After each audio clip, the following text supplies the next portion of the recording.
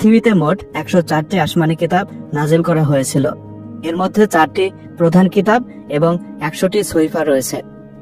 ইসলামী পরিভাষায় সহিফা বলতে বোঝানো হয় আল্লাহ তাআলার পক্ষ থেকে নবীদের উপর অবতীর্ণ ছোট ছোট ঐশী গ্রন্থ বা আসমানি বার্তা। এগুলো কুরআন বা তাওরাতের মতো বৃহৎ আকারের কিতাব ছিল না। 100টি সহিফা মোট 4 জন নবীর উপর নাজিল করা হয়।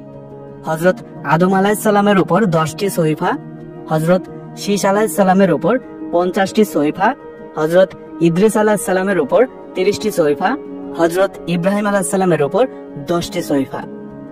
সবচেয়ে বড় কথা হলো এগুলো কাগজের কোনো কিতাব ছিল না। নবীদের কাছে ফেরেশতার মাধ্যমে সহিফা নাজিল হতো। নবীগণ ও তাদের অনুসারীরা মুখে মুখে চর্চা করত। 100টি সহিফাই এসেছিল খ্রিস্টপূর্ব 2000 সালের পূর্বে।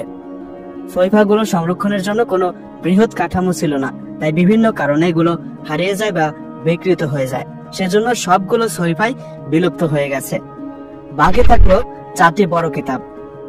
4টি প্রধান আসমানি কিতাব নাজিল হওয়ার ক্রম অনুসারে তাওরাত হযরত মুসা আলাইহিস সালামের উপর, জাবুর হযরত দাউদ আলাইহিস সালামের উপর, ইনজিল হযরত ঈসা আলাইহিস সালামের উপর, কুরআন হযরত মুহাম্মদ সাল্লাল্লাহু আলাইহি সাল্লামের উপর।